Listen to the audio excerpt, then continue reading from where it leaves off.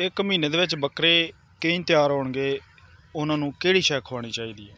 अस्सलाम वालेकुम जी, सारे भरावां दा मेरे चैनल ते वेलकम हो गया। सारेयां दा शुक्रिया अदा करना। तो अज मैं तुहानूं दस्सण वाला कि एक महीना रह गया कुरबानी नूं, ते एक महीने दे विच बकरे किंज तैयार होणगे, वो किहड़ी खुराक खवाइए कि जेहड़े महीने दे विच बकरे तैयार हो जाण।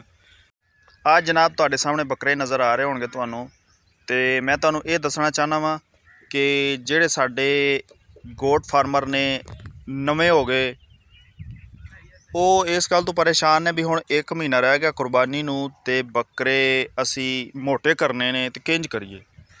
सब तो सौखा ते आसान तरीका अज मैं तुहानूं दस्सण वाला वां कि एक महीने दे विच तुसीं अपने बकरे मोटे कर सकदे हो। तो वीडियो पूरी वेखोगे इंशाअल्लाह फिर तुहानूं पता लग जाएगा कि बकरे किंज मोटे होने। तो सब तो पहला तुसीं ये करना है जी, आ जिहड़ी वड़ेवें वाली खाल है ना, वो लै लैनी है। वो फी बकरे नूं तुसीं एक पाइया खवानी है, सुक्की खवा दो सब तो बेहतर है। अगर भें के खवाओ तो वह भी सब तो बेहतर है। एक पाइया जिहड़ी सुक्की खाल है वड़ेवें दी, वो बकरे नूं खवा दो अगर खांदा तो, नहीं तो फिर अद्धा किलो जिहड़ी है ना वो तुसीं भे दो।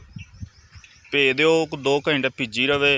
उस तो बाद उहदे विच तुसीं अद्धा किलो दाने रलाओ तो बकरे दे अगे रख दो। तो इंशाअल्लाह ये बकरा तुहाडा 15 दिनों दे विच चंगा भला मोटा हो जाएगा।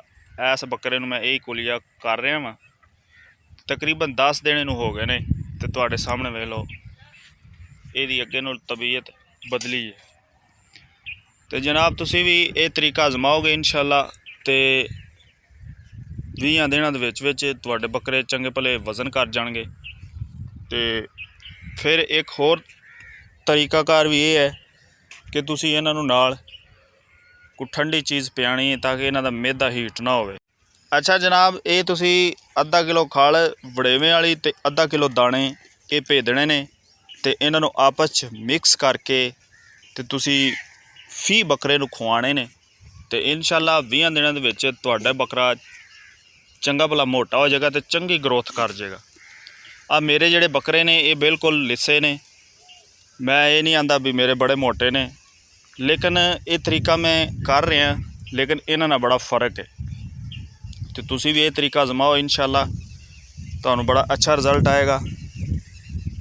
तो फिर ये है कि इन्हां नूं तुसीं कोई ना ठंडी चीज़ खवानी है, तुसीं कोल्हू दी खाल पिया दिया करो या लस्सी ते तेल मिक्स करके और रोज़ाना तुसीं दे दिया करो ताकि बकरे दा मैदा हीट ना होवे।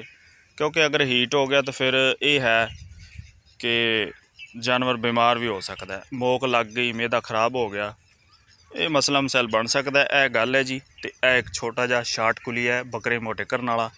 इंशाअल्लाह एक महीने दे विच तैयार हो जाएंगे। तो मैनूं दिओ इजाज़त। अल्लाह हाफ़िज़ जी।